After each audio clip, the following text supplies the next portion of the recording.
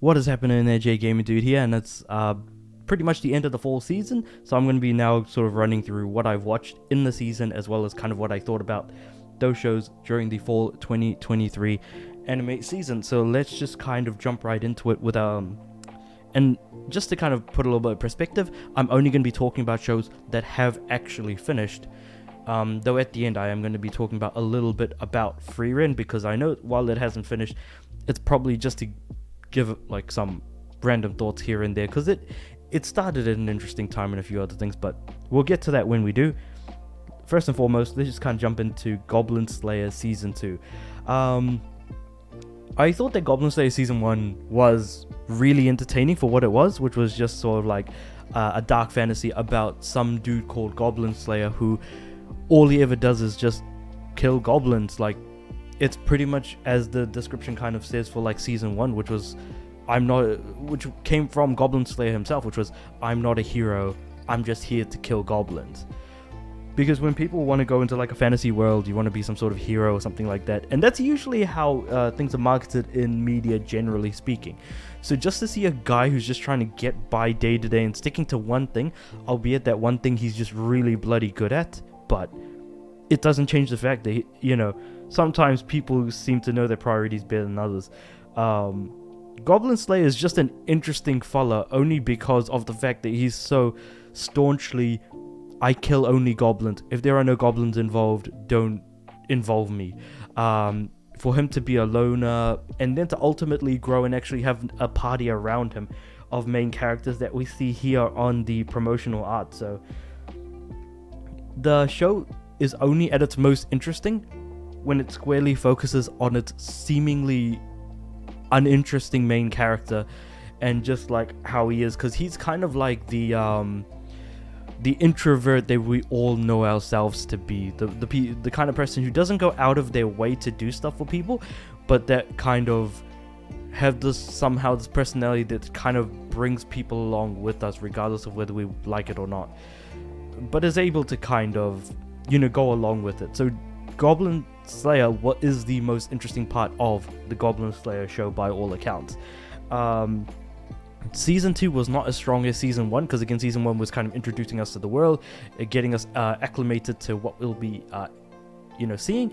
And honestly, like, it does give you a primer at the beginning saying the first 5 minutes of episode 1, that's all you need to know, not story wise, just what to expect, and then you just kind of jump in from there. And it doesn't feel like there's any sort of goal, unfortunately. I feel like that's kind of Goblin Slayer, the show itself's weakest part, is that it just doesn't feel like it has an end goal that it's leaning towards. The opening, I was like, pretty meh on.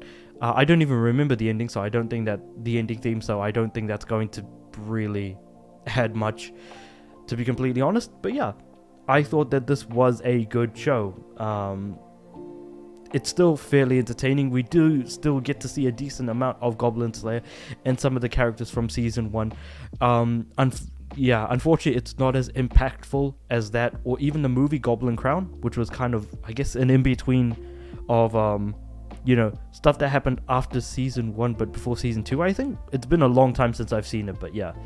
So, definitely squarely a 7 out of 10 for me. It's a good show, it's entertaining, it looks nice, and it still doesn't hold back, and I appreciate that. Thank you, Goblin Slayer.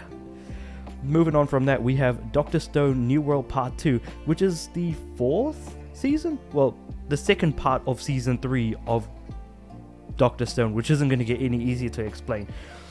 And this felt like a conclusive season, because the main thing that I wanted from Dr. Stone Season 3 as a whole was more of Season 1 and less of Season 2. Season 1 focused more on the science around how to make things happen, explanations and things like that. Like, yes, that can get kind of boring after a while, but it is something that makes the show unique and different from other shonen series that you generally generally see from Jump. So that's something that Dr. Stone had going for it. And while it still is incredibly entertaining to watch, it combined a bit of Season 1 and a bit of Season 2 throughout all of Season 3. And Part 2 specifically is more of a showdown between our main characters, the Science Kingdom, and then this almost of cultish leader taking over this island of natives, and using fear of turning them to stone, using a weapon that can turn them into stone. And ultimately where it ends up is actually pretty damn hype, considering what the next season is going to be all about. And the next season has been confirmed to be the final season of Dr. Stone, so already it's kind of ramping up even more than it already has. So I feel like they're going at a pretty good clip at the moment in terms of excitement for ramping up what the stakes are, what we may look to see from what's about to come, but also what has happened during this part 2 of season 3. There's a lot of there's actually a decent amount of like tear-jerking moments, to be honest, as well. I'm actually quite surprised. This was actually a great season of anime. I really did like it. And then the opening theme and ending theme, while seemed quite slow, it still was like nice to kind of have that sort of music bring us into what Dr. Stone was during this particular season. Without going into too much more details, I think that they did a good job showing off a really good battle of wits between the Senku and the main villain of this season. I thought that was very well done, and I think maybe that's what I was looking for. Less so maybe the science and more the mental gymnastics that logically makes sense to that conclusion that they're getting at. So yeah, I think I just had a great time watching this show. I'm gonna put this at an 8 out of 10 on my anime list for sure. I think I had a great time with the show. Now to move on to a couple of good shows, to one that was not so great, Under Ninja, which so for the pretty much it takes place in modern day Japan, and has kind of like initially got some sarcastic humor going with it, but ultimately it's about how ninjas have gone underground, and there are a couple of different network group of ninjas as they kind of battle it out to pretty much become, sort of like, have their clan be, the supremacy of ninjutsu throughout sort of Japan and the world. So you've got the UN, which is like the United Ninja Association, and then you've got like the localized Japan-based ninja association that have been at war with each other for a long-ass amount of time. So it's interesting what they're doing here, but it just didn't work because I kind of expected it to be more of it was a comedy, but sometimes the comedy felt flat pretty much. Actually, you know what? Not sometimes, most of the time. I thought that like some of the sarcastic humor from the first couple of episodes might actually make it funny, similar to Gintama. Since the main character kind of delivers his lines fairly similar to that of Gintoki, but maybe I gave Under Ninja way too much bloody credit. Yeah, it is a Jump series as well, and it is different, but you can only really do so much with the material that you've got. So yeah, this one was like I didn't think it was particularly good, but it wasn't necessarily bad either. In fact, you know what, maybe after thinking about it, yeah, there are some parts that are also really funny and entertaining at times. So it's at best just pretty much average, in my opinion, in that case. Because trying to like weigh things out about like what makes it good and what makes it bad, it's not even that it makes it bad, it's just very middle of the road. Because the stuff that makes it bad, there is still some good that kind of balances it out ultimately in the end as a package deal. Though for most people, I would imagine this would actually be a bad show, to be completely honest. So yeah, I'm just going to be popping this in to my anime list at a 5. So as I go through like these rundowns, I usually just, as I'm recording, also updating it on my Mal app on my phone. So just to give like sort of a peek behind the curtain at the same time as I'm kind of recording this at the moment. A little bit of a reference to Under Ninja of like being a little bit more what's the word? Breaking the fourth wall for a little bit here, even though I'm just kind of recording a video at the moment. But yeah, moving on from that to okay, this is a misgenred show in my My Anime list. So, 君のことが大好きな100人の彼女. So, the 100 girlfriends that really, really, really, really, really love you. So, the genre here, hold on. Actually, if I scroll down a little bit, I have massive beef with the show. So, it's a genres comedy and romance. The themes are on the nose. Harem parody school. The romance genre should get rid of that completely, because this is a comedy show. I went into this thinking there's going to be some romance and some comedy, and then somehow the romance is going to take over the comedy, and then it's going to ultimately become an unentertaining mess of a show. No, in fact, this show is maybe 2 to 3% romance and 97 to 98% comedy, because this show is really funny. It is hilarious. There are a lot of good jokes. What I wanted from Under Ninja in terms of comedy failed, but this show delivered on the comedy. It is hilarious. It's a parody. That's all it is. Simple as that. It is a parody of romance and harem shows. And if you take it way too seriously, as with any parody, you're just not going to enjoy it. You're not going to find it entertaining. You're just going to be like, why am I wasting my time? It is a parody, simple as that. And as a parody, it is bloody great. Like, it is almost excellent in my opinion. It is very funny and very entertaining. The art style adds, so like, if it was a romance show, the art style would be a major letdown. But because it's a comedy that doesn't take itself seriously whatsoever, the art style adds to the comedy value on top of it. So honestly, I had a great time watching this show. I thought this show was bloody hilarious. Holy cow.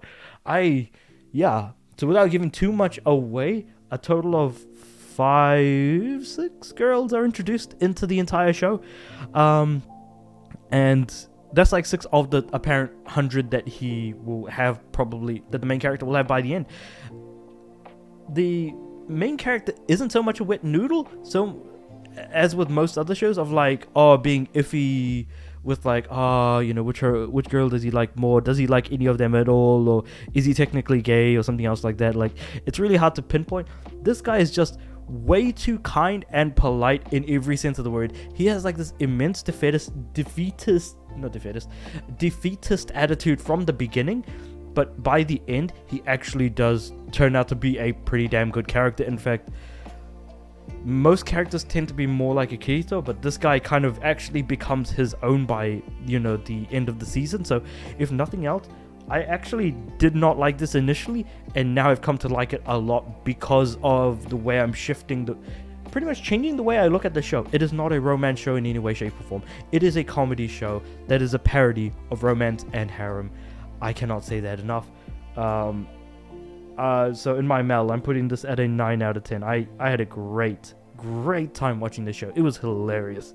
Granted, the opening episode was pretty much a bit of a letdown, but beyond that, it just started kicking up from there.